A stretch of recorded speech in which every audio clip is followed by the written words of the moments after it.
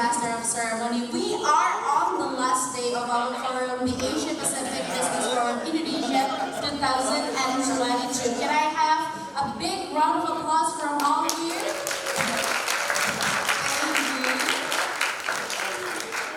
Ladies and gentlemen, today we will have two panel sessions of Entrepreneurship Empowering Business for Growth in Asia Pacific and Asia Pacific Economic Outlook.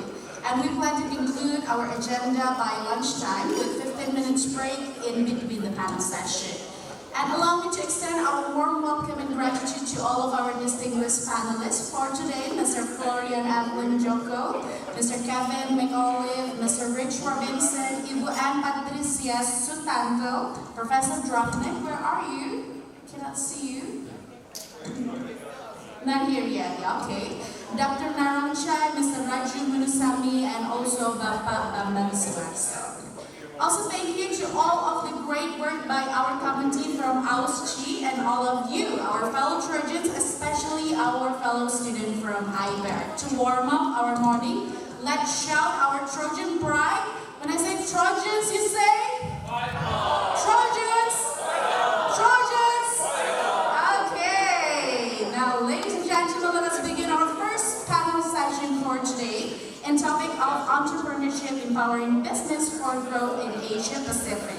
Digital transformation and the globalization of investment fund are creating more opportunities for our entrepreneurs. Our panelists will discuss some of these new opportunities as well as some of the new challenges faced by our entrepreneurs. Allow me to introduce you to our moderator of this panel, Mr. Florian Limjoco Jr. is the CEO of Xiphos Global, a global media firm specializing in introducing US-based technology companies to Asia. Fields of interest including AI, ML, IoT, telecom, language translation, and cybersecurity.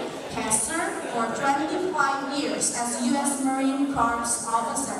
Officer Limjoco, the floor is yours.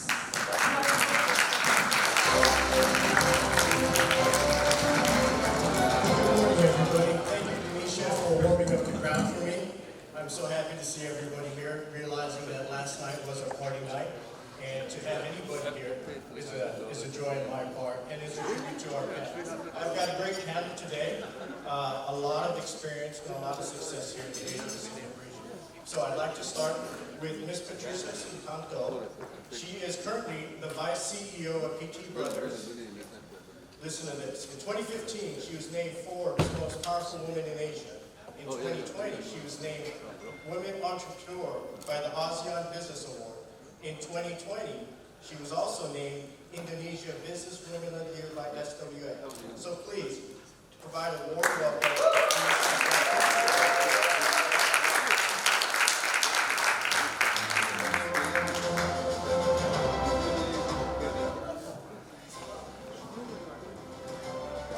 Now I'd like to introduce Mr. Kevin McAuliffe. IBER 9, currently the president of Newport Ltd. based in Japan. What I love most about Kevin's story, he did a mid-career move into entrepreneurship after a successful career in advertising and media. So please welcome Mr. Kevin McAuliffe to the stage.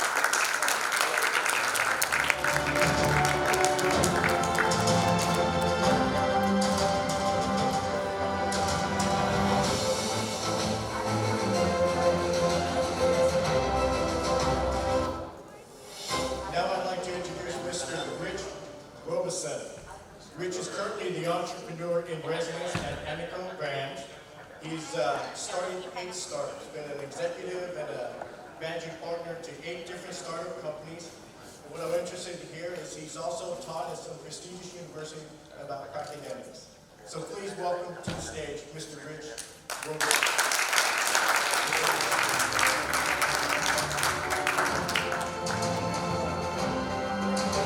So just a quick format. We're going to go through a presentation of all the presenters up here, followed by, we're going to open it up to Q&A with you. What I've learned the last day is we want to provide you the opportunity to ask this distinguished panel as many questions as you can, but also realize at the end of the session, there will be available for you to be able to have a discussion with them one-on-one for any follow-on questions.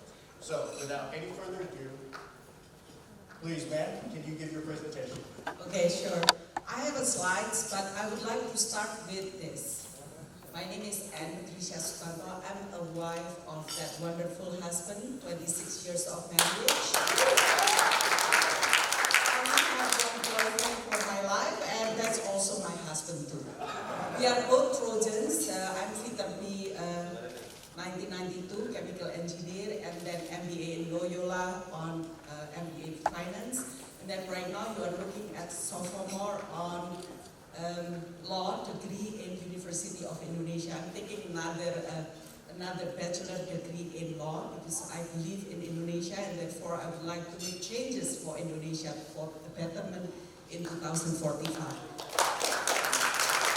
I'm a mom of two. I'm always proud of my job, but now I come at the age where I really appreciate the family behind me. And that's actually my husband and my two children. One is Trojans, Viterbi 2019, and master degree as well in University of California. So I guess Trojans runs on us, right? And my second one is actually a Cornelians, and both have been financially independent since last year. Yeah, so they don't need mom, but forever they always say, I have an absent mom. And that's actually, in a way, laughing me that they love me, but they say that I'm never there because I love what I do as well, which is Pen Brothers. So I'm trying to say to you that these Pen Brothers come to me as a choice because I was being kicked out from my family business back then in 1995. So I actually graduated quite early from USC because I want to return back home to replace my dad who got stroke in 1991. But I didn't get a chance. I got kicked out from the family business. So I'm not a dropout here. I'm not a quitter, but I got kicked out. But I found this garment business. So if you can show me the slides, just want to show you when I joined this company, it's an ailing company. Back then we have only 2,000 workers in 1997. The first day I was in that company, actually there is a demo because the employee doesn't trust the new management, which I'm part of, and I was very young back then. I was 24, going to 25 years old. And but I told the employees back then, look, you don't trust me, I don't trust you. Vice versa. Trust comes with time, right? And let's try to work on this and make it happen. And here we are, next slide. So now Pen Brothers actually have 32,000, close to 32,000 employees. Our revenue is close to $700 million annually. And we are the largest garden in Indonesia. And we actually supply to all the brands that you can name. Adidas, North Face, Columbia, Spider, Salomon, Arc'teryx, Lululemon, Uniqlo, also Arc'teryx and Hugo Boss. So, and we are the largest producers of Gore-Tex license in Southeast Asia as well. But this is my second and my love as well. When I fall in love, I fall in deep. And the first love that I have is my husband, of course. Second, my children, and this is my third. But everything comes into one, which is my love. Yeah, we supply to the world, of course, directly because of the brands. And we believe in ESG. That's the reason why I keep asking about ESG to all of you, because I believe the privilege in life where I actually chose USC back then in 1990 is actually a good choice. The reason why I said this, USC is the only campus that allowed me to graduate from my chemical engineer degree as a freshman into senior in 2 years and 3 months. That's the only campus that, because when my father actually got stroke in 1991, I come to the dean. I come to my professor, which is our dean right now, Xiphos. I can either drop out because I want to go back, or I can speak up, but I only have 1 year. and USC gave me that chance. So for that, I'm very, very grateful. That's why I'm serving also as the board of Alumni USC Indonesia back then from 2014 to 2019 before I gave my baton to Luki. Because I love USC that much. Right now I'm also serving as the board of Viterbi because the dean is actually my senior professor, Dr. Yorsos. Next. So I guess this is why we are here, right? Why Asia Pacific is important and how we as the players should play a big important roles. And the reason why I said this, because I don't really remember what I said. So I have to actually look at my own slide. So people always say we are borderless, Anna. Yes, we do. But since pandemic, actually we are not that borderless. And that's the reason why Asia Pacific is that important, because then we actually have to transform ourselves regionally to be more resilient. Yeah, because we always talk about global, we are talking about supplying to the world, but if we are not really have fundamental trust among Asia Pacific, then we are going to be at loss because we do not really trust our neighbor, which is ASEAN at this point of time and also Asia Pacific. And then take a capabilities-driven lens, because each of us has our own strength, but we should not actually eat each other. For example, in the ASEAN Pacific region, why we thought it's very important that Indonesia should step up next year as the presidency of ASEAN.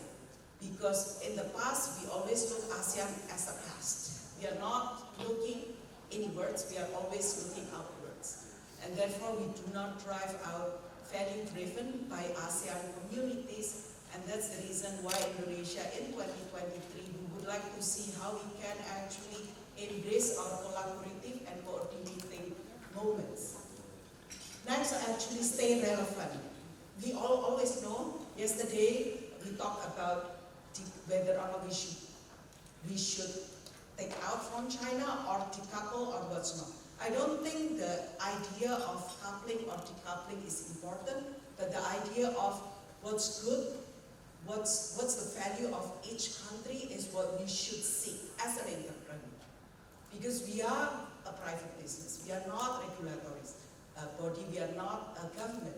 So we have to have a lot of friends and less enemy, and if we should have enemy, we better sleep with the enemy to understand what's the good or the bad of that enemy so we don't get striked. That's the philosophy of Indonesia. If you look at Indonesia, we are actually neither west or east, because we are not that strong, but we claim to be strong, but we are not that strong yet. Yeah. And build trust. Again, trust is not only within the company, but also within our stakeholders.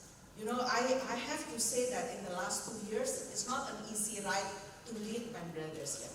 But because we have such a strong relationship with all the stakeholders, the buyers, the suppliers, as well our own employees, we actually got stronger fundamentally because of that. So the trust has been built since back then, 1997, 25 years they actually trust us, and through thick and thin, we actually survive. And then differentiate in the market. Why I'm saying this, because I keep saying to everyone that everyone has to be differentiated, and if we differentiate and we actually can collaborate together, we are way much stronger, and we have value added as well to the market. Next slide. So I want to share with you, because I'm part of Kadin, I'm part of Chamber of Commerce, and I'm actually head negotiator of bilateral agreement. In my table, you will see Raju in the next panel. He's the head of multilateral agreement for Kadin. So you have both gentlemen and lady of Chamber of Commerce as the head of permanent of negotiators. We all know that in Asia Pacific region, we have RCEP.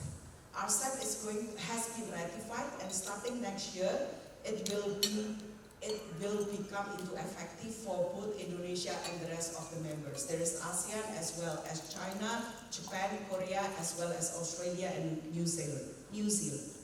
Next. So just to give you an idea, some of you want to know about Indonesia further. This is the kind of things that we have done in the Asia Pacific. We have the Indonesia-Australia CEPA, signed on 2019, implemented in 2020. We have Indonesia-Pakistan PTA. We also have Indonesia-Korea CEPA. We also have the RCEP as mentioned. At this moment, we are planning to sign with Bangladesh as well as with Pakistan TIGA. So this is it within the Asia Pacific. But of course, we have with the world as well. We are part of Indo-Pacific as well, and we are also part of EU-Indonesia. Hopefully, touch wood, by end of next year, we will sign with EU. And of course, we are more open to the world because we believe in collaborations as well as the word gotong royong, which all of us in Indonesia believe on. Next.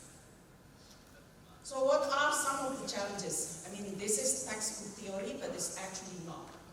I've done all this thing in the last 2 years especially, and I think in the last 25 years, and that's the reason why when this is from 2,000 employees, we have about 30,000 at this moment, because we believe that the barrier, the challenges is something that we should deal on. As a Trojans, as a fellow Trojans, you all know the word fight on, but the fight on has a deep meaning, and I do treasure the fight on spirit, because in being entrepreneur is always a constant challenge. And every time people ask me, what makes you cannot sleep at night? Actually, I can sleep very soundly at night. But every day, the minute I open my eyes, I always say, I want to make changes. I want to make changes. Changes is something that people really don't like. But the challenge is actually what makes us keep alive, what makes our spirit alive as an entrepreneur. That's actually what makes the collagen in my skin. By the way, my skin care is very, very cheap. I only use Nivea. Cost me only $2 every month. $2 US. Honestly, ask my husband.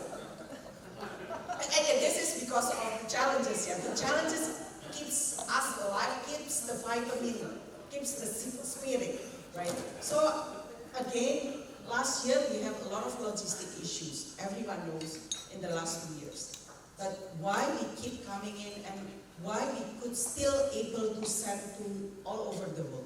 Because we have, of course, people who cares about us. The brands, the logistic companies, the forwarders, as well as, you know what happened to Xinjiang province in China actually also affect us, because every shipment from us to the US got scrutinized as well. And that's another challenge as well. Next advantage. We got the opportunity to grow our business based on our instinct, because we are entrepreneurs. Meet new experts and talents. Even today, in the last 2 days, we meet all of you because we can. We are not caught up with times, and we actually through, even though you might be my juniors, but we can learn a lot of new technology, a lot of new dimensions from all of you. So learning values should be always there for us, the entrepreneur. Next, the customer reach expand. Why I'm saying this? Because right now we are at par with the brands. I keep saying to the brands, I think it's because of my Trojans blood here. You are not my king. You are at par with me.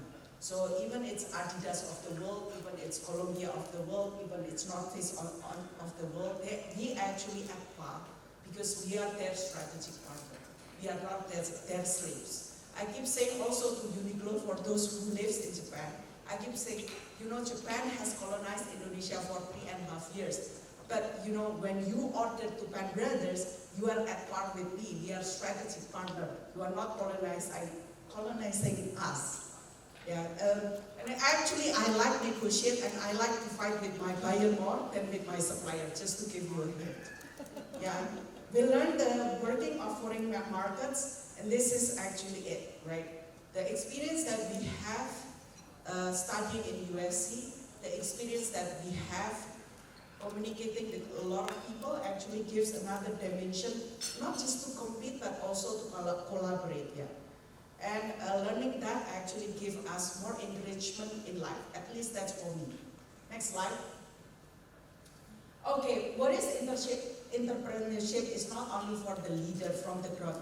I come across this leadership value actually a month ago when and I would like to share this with you. Yeah. People thought that entrepreneurship is only leadership. And entrepreneurship is only for us the leader. It's not. So actually entrepreneurship should be from bottom up, including from our workers. Next. What is the value of leadership? All of you know, leadership is a genuine desire and persistence to create a better future. Who said that this is enough? Can anyone raise hand?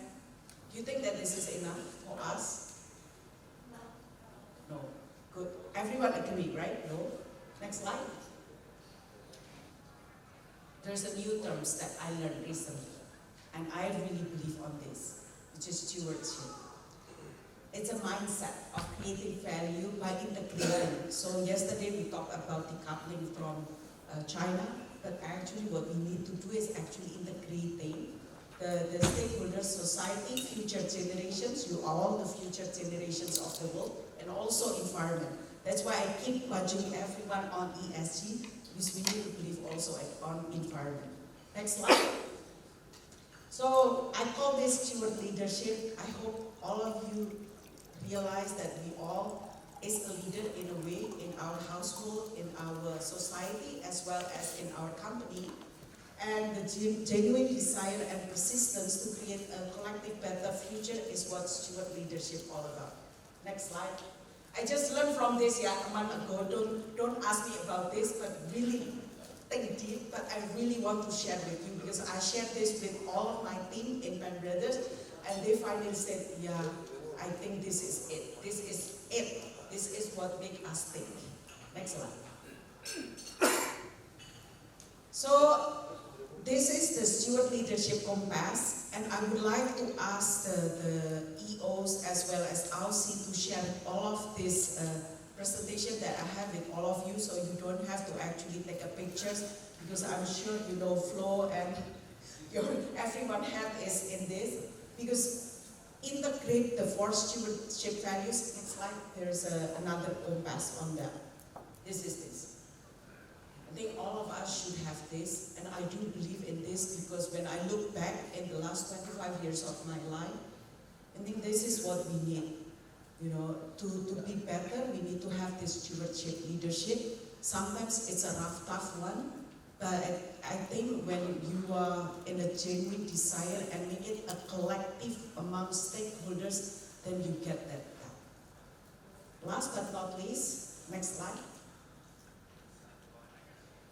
The 4 value, interdependence, long-term view, ownership mentality, and creative resilience. It's not just for us, the leaders, but also for our team members as well. Next.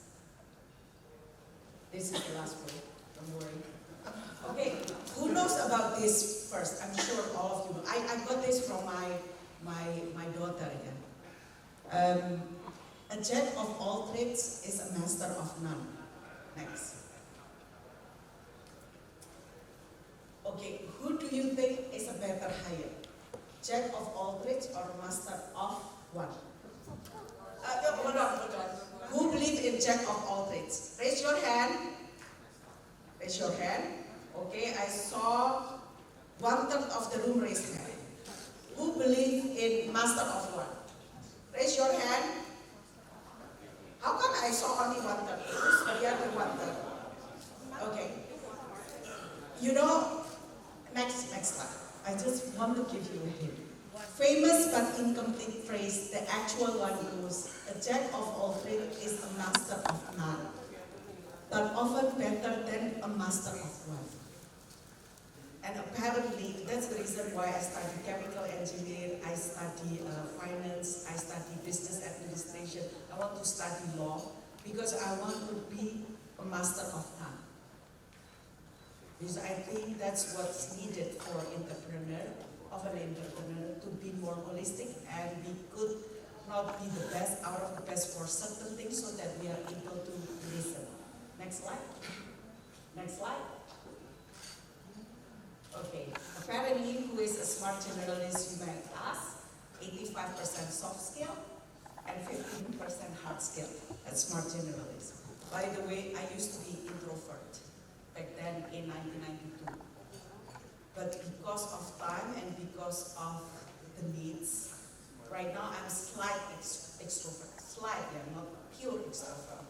So just to give you an idea, see, Tommy doesn't believe, everyone doesn't believe, but my husband knows me way before I am introvert. What do you think me for? I'm a nerd out of Viterbi. Thank you very much, everyone.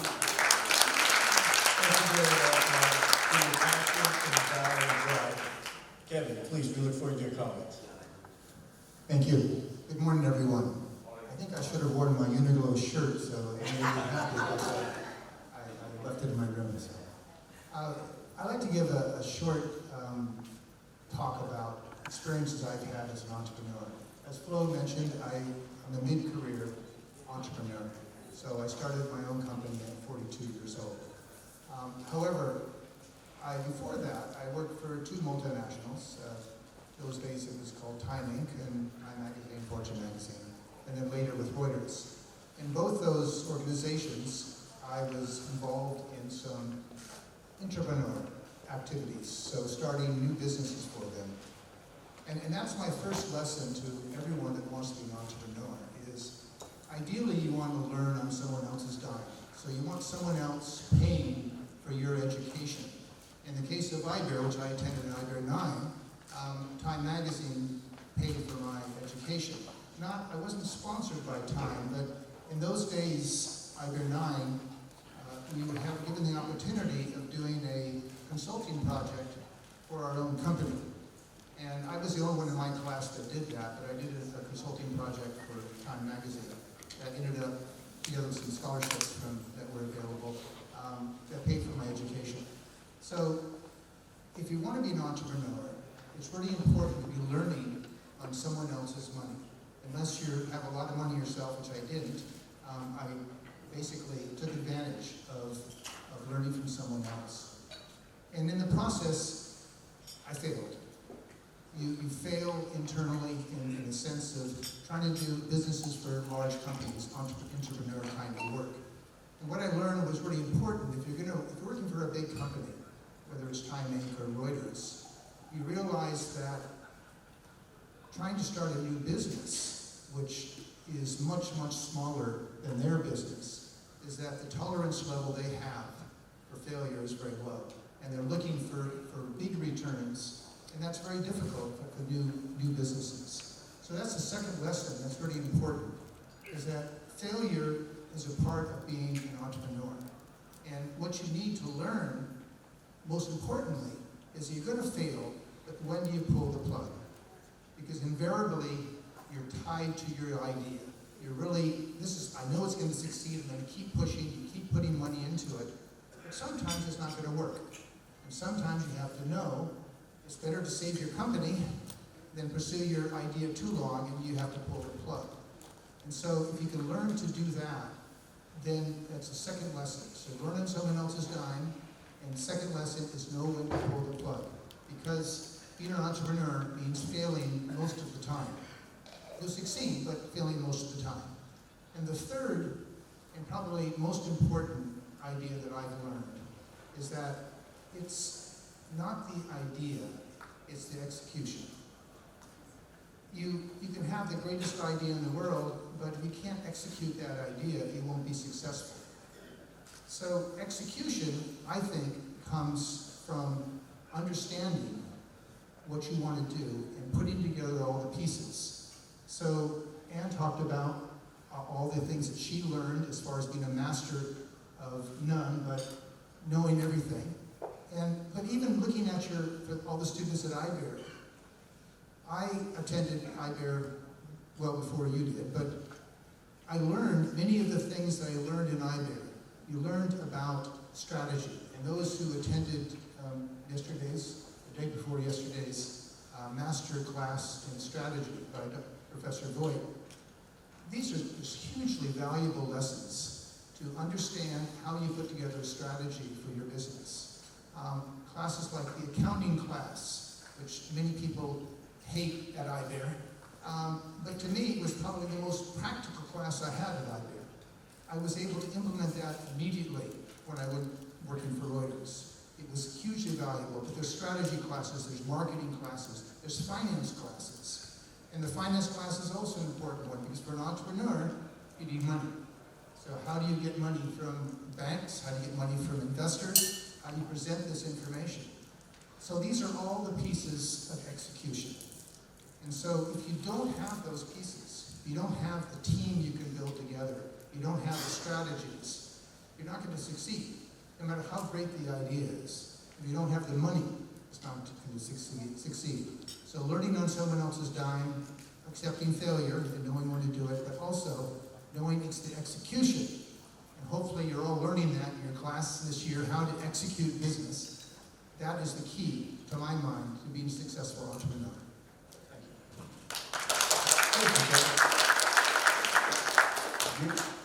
Look forward to your comments.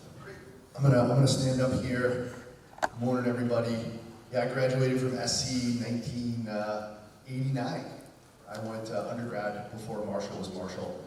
In '88, I attended an exchange program at Cambridge University, and I backpacked around Europe, and I met a backpacker from Australia who had been working his way around the world for 4 years. And it absolutely just blew my mind. I didn't even think that that was a thing. But he also told me something else, which was he was afraid of flying. So he had been doing everything by boat or by land. And I thought, wow, that's impossible. How could you cover, there's so many countries and it's so difficult. He says, no, mate, there's 4 trips in the world, just 4 trips only. North South America is one, Europe, Asia is another, then Africa, and then Australia. Just 4 swaths of land, and if you travel overland across that, you can see and hear and feel, but most importantly, you can smell it. You can smell the world. And I was like, oh, I want to smell the world. I want to go out and smell the world. So I graduated from SC, and I spent 4 years of my life working my way around the world. I just wanted to experience, I was a bartender in the Virgin Islands, a ski bum in Switzerland, I picked grapes in France, I worked in a BMW factory in Germany, I was an English teacher in Prague, I did a lot of other odd jobs in between, and then I did an overland trip. I wanted to go overland, just like that guy had done. So I hitchhiked from Switzerland to Prague, and then I took the train Prague, Ukraine, Moscow, Siberia, Mongolia, Beijing, Hong Kong. So I went Switzerland to Hong Kong by land. It took 11 days over a 30-day period. And, in the 80s, Cold War, Russia was going to destroy the world if Japan wasn't going to take it over. But China wasn't at all on the radar. 89 was a pivotal year. Apartheid ends in South Africa, the wall falls in Berlin, but China takes 3 steps backwards. Let's call it May 35th. No, we can say June 4th here. It's okay. On June 4th, 89. So I had low expectations for China. But the train rolled across the border from Mongolia into China, and the dragon just came down. That's what dragons sound like, Game of Thrones, and just dug her talons into me.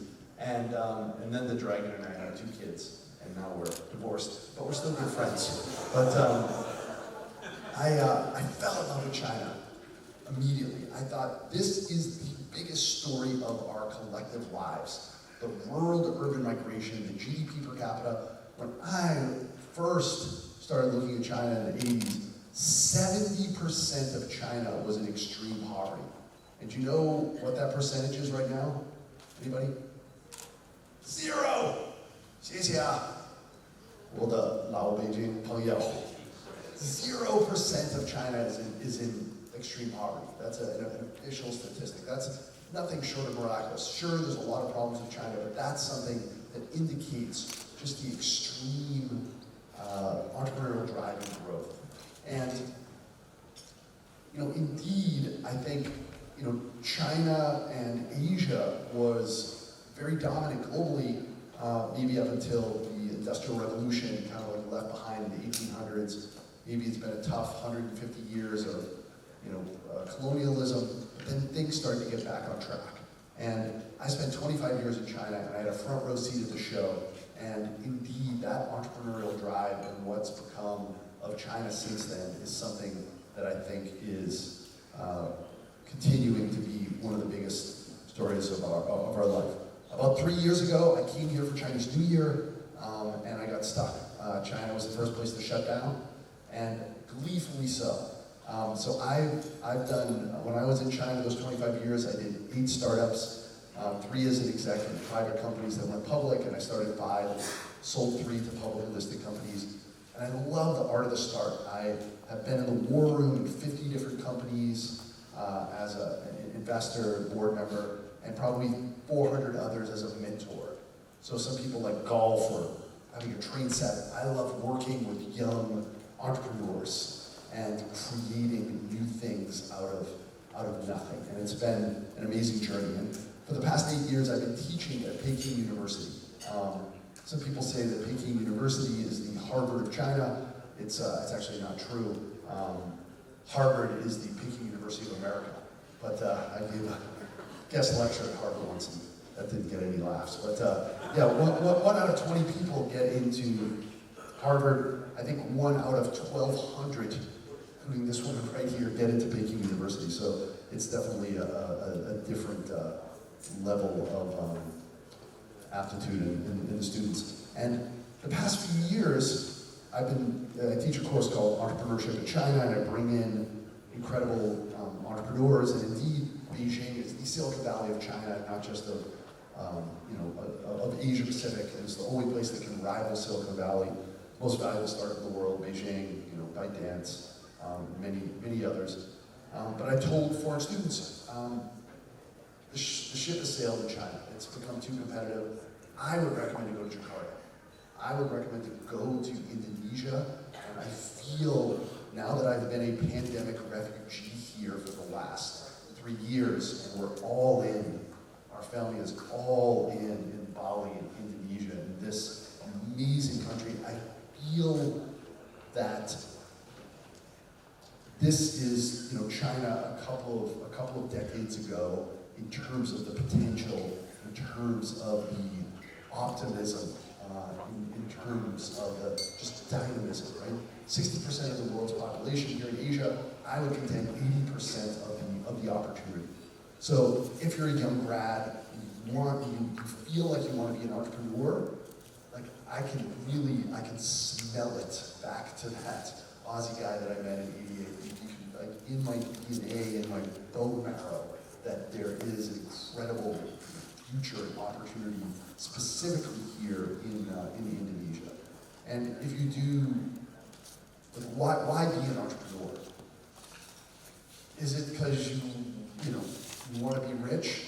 It's a great way to really have outsized wealth, but it's not a great way to earn money. Most entrepreneurs are probably not going to earn as much money as if they just got a job somewhere else. Most likely outcome is failure, especially if you're doing an innovation-driven entrepreneurial pursuit.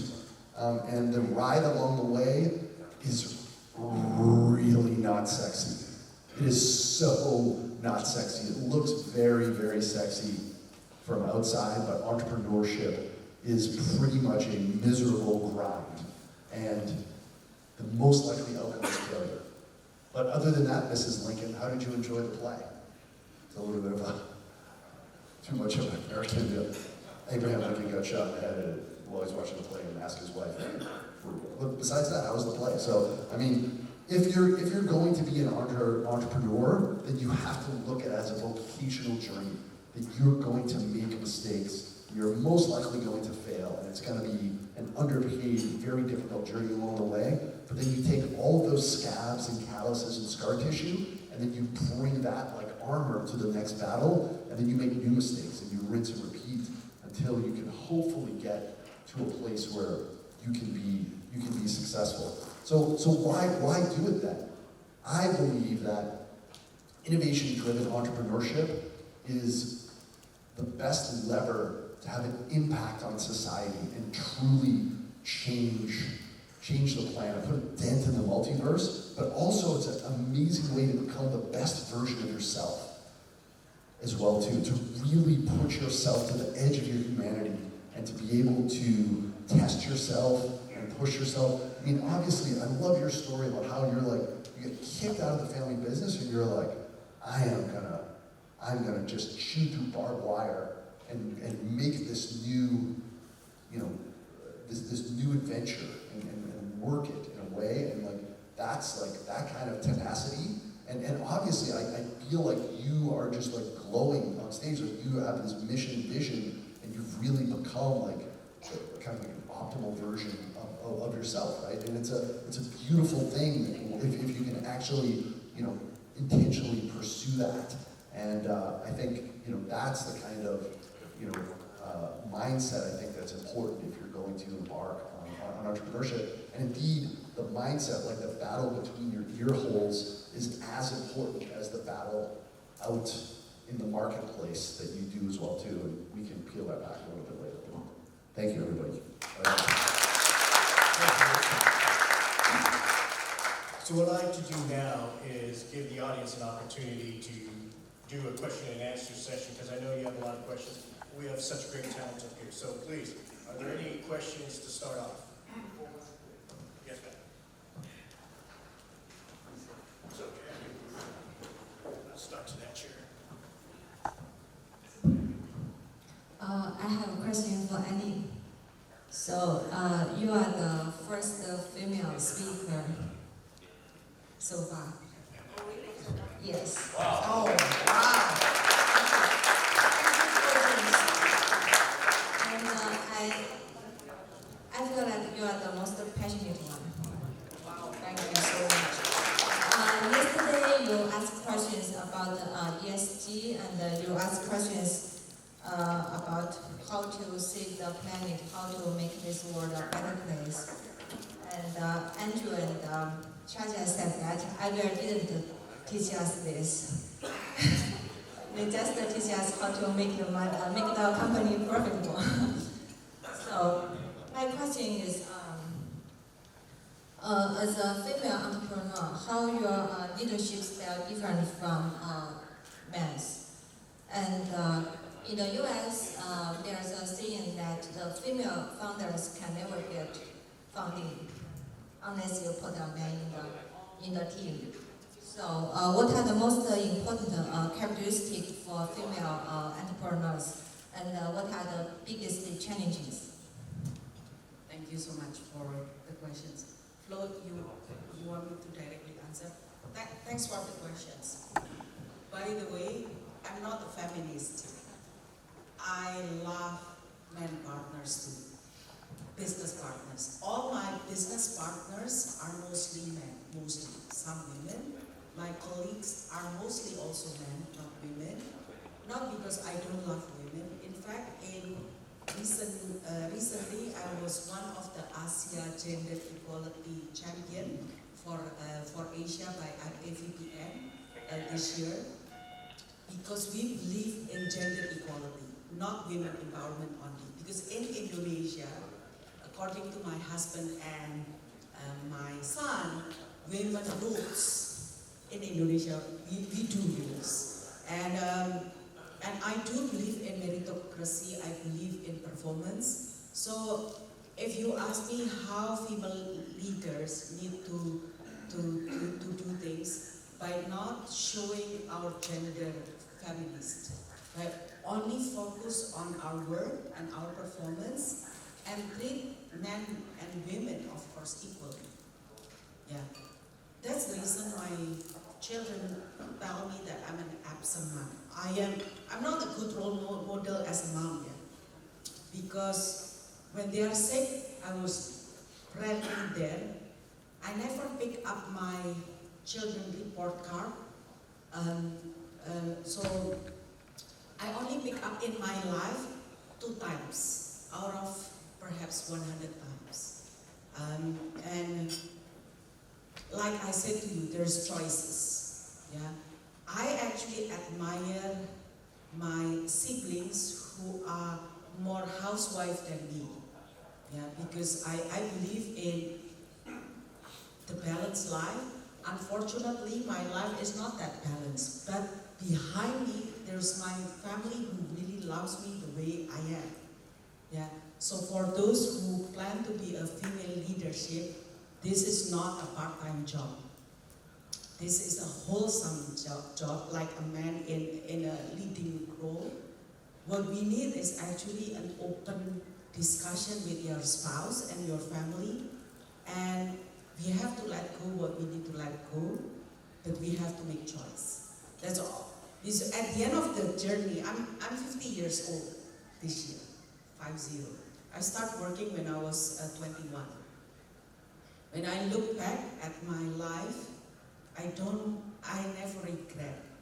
But if you ask me for my future, I still feel that I have future, yeah, hopefully 20, 30 more years with the family. I told my kids, if you actually have children, I want to actually maintain your children, your children as my grandchildren, and I want to stop working for my grandchildren. That's what I said to my children, so that you can work. Yeah, because I have son and daughter.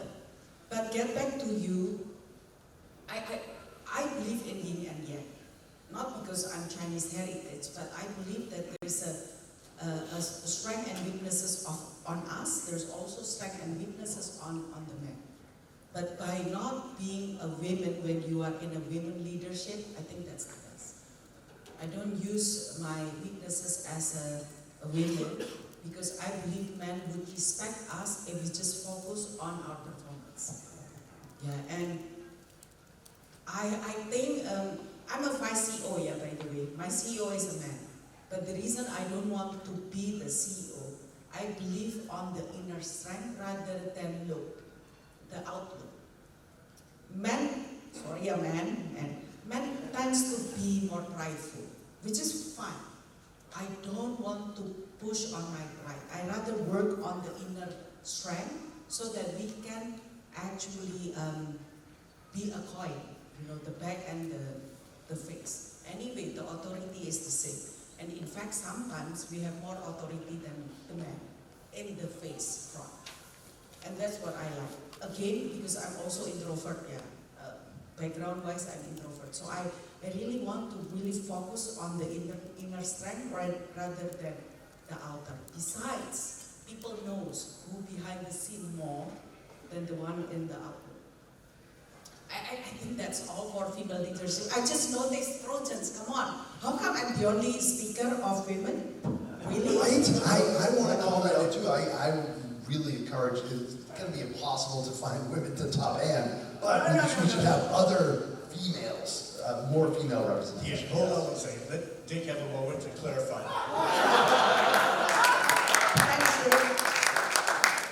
Yeah, so I'm glad that you asked this question. This is an important question, and I'll comment a bit on Ann's answer. But so there are 40 speaker slots for these 10 different sessions we have. 3 speakers and a moderator. So there's actually 2 Indonesian women who've been on stage, Anne and Caroline Kopat. Yeah. Oh yeah, Caroline, yes. Yeah, okay. Yeah, Caroline, where are you? Yeah. She's doing business somewhere. But so how many female IBER alums did I invite to be a speaker? Email, how many did I invite? Come on. You can read minds. Give me a guess. Do you think I only invited one person? Lima Blas. Yeah. Email, you hit it right in the head. Invite 15 different IBER alumni women. Indonesia, Japan, Korea, United States, 3 or 4, Thailand, IBER 2, Sirikati, Korea, Japan, Taiwan, and the only one is Caroline Kopat. And it's just typical problems of work, family, expense, getting leave from a company. Very difficult. So, Rich, I tried hard. I believe so. I Because men just enjoy blabbering on stage more. So blah blah blah blah blah blah blah blah blah. But I trust you. I just don't realize to apology because I'm also one of the committee. It doesn't mean that we don't love women. Of course I do. And besides, Trojans is the only one, USC is the only one where we have two roles. Trojans and the other one is, you don't remember we have recently, 3 years ago, the women lead. Bang? Yeah. You know, the symbol, we have the symbol, right? I forgot the name. You know that we have the symbol, not Trojans, the other one. Ruin hater? No. We have a female symbol of USC. Okay, when I go back to Los Angeles next week, I'm going to find that one and take a pictures. Sorry, my Tammy Trojan. Yes. So yeah, I just want to comment on, you basically mentioned something about work-life balance, right? And you only picked up 2 report cards of your children, so work was sort of dominated. And I'm your 5 alum. Ivan Glasenberg ran the big minerals trading for Glencore for 20 years. And after they went public, before they went public, he did their IPO, he never did an interview with anybody, just against the culture of Glencore. And after public, he had to do some interviews. And somebody asked him about work-life balance, and he kind of froze. And then he said, work-life balance at Glencore. Your life is work. Which some of the younger people don't really appreciate anymore. But anyway. More questions for the great panel. Okay, one more question, please. So the question is to Anne again. It's great that successful entrepreneurs such as yourself are investing back into your own country for growth of your own country. But and secondly, the point is, I've seen Indonesia does a great job of promoting its own art and culture in terms of its painting or its sculpture work, etc. In making that fashionable and making that international product. What can I get it in, for example, in India when they pay the equivalent of, let us say, $100,000 for a fancy brand name garment, and now you're willing to pay $20,000 for fabric, which takes 6 months to be cotton, whatever I will take away from that. There are only 2 families in the world who know how to make that cotton control or weave that. Japanese have tried and they've failed, etc. There are many such arts.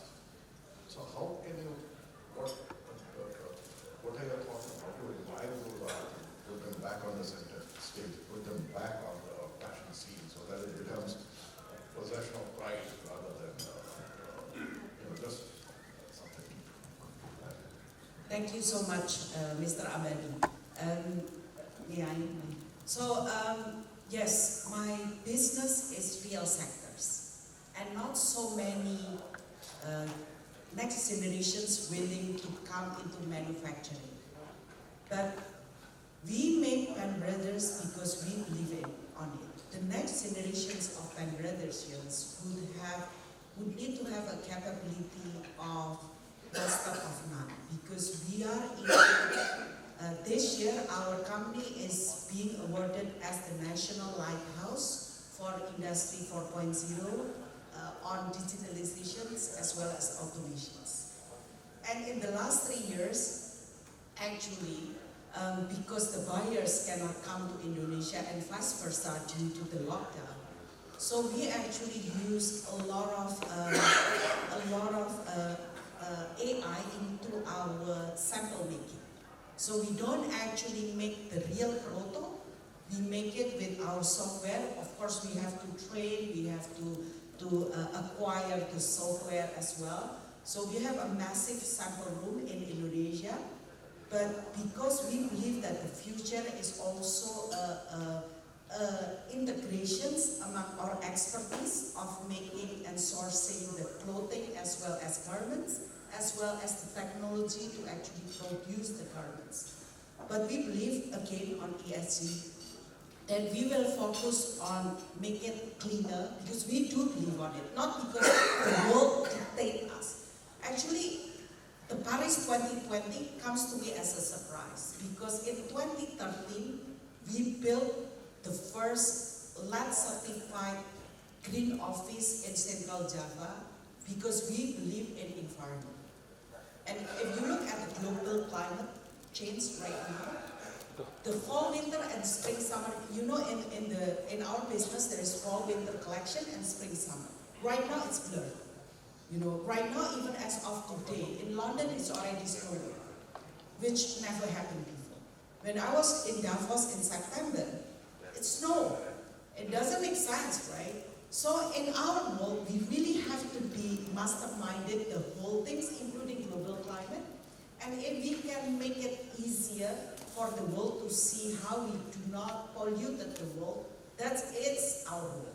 Of course, the just transformation should happen because no one wants to pay extra. It's a blasphemy.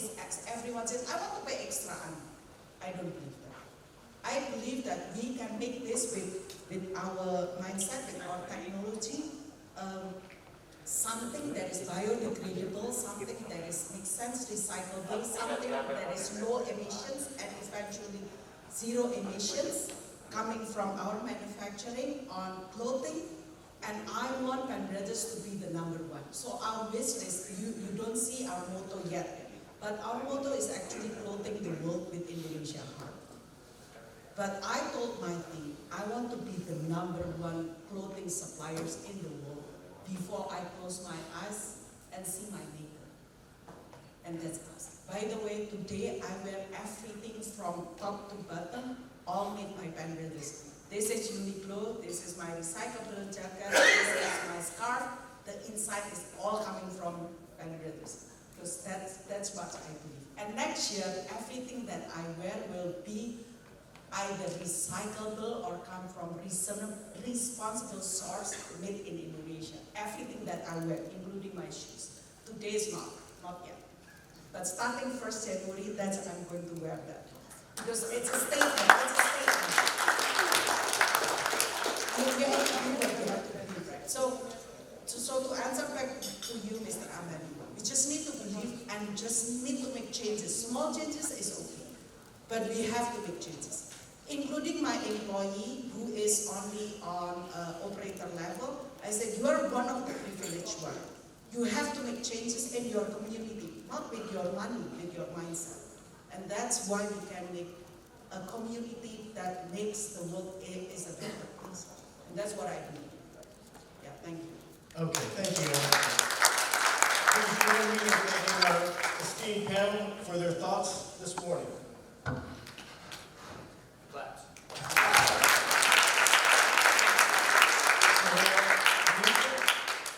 Denisha, let me turn this stage over to you for your closing comments.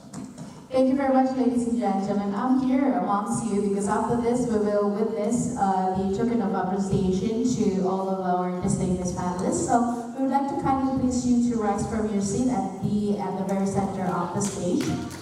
And to present the token of appreciation, I haven't got a name from Suzette yet, so I would like to voluntarily ask to the representative from the IBER student. Okay. Kindly please give to our distinguished panelists for today. Ladies and gentlemen, as a form of gratitude from our committee, we will have a speech first. From one project to another, we prepared a small token of our appreciation. So thank you for coming here and having us today. We, IBER 45, are so grateful to us for sharing valuable insights. Thank you.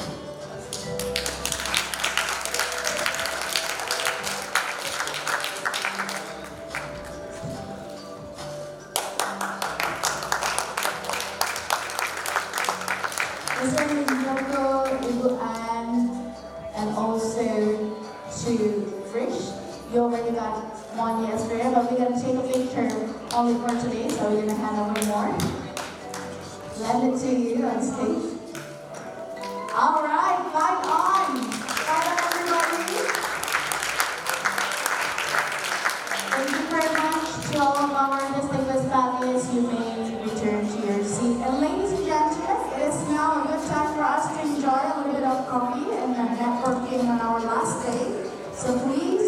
time wisely and come and be seated again after 15 minutes. I'll be back with our last panelist panel session, the Asia Pacific Economic Outlook. See you.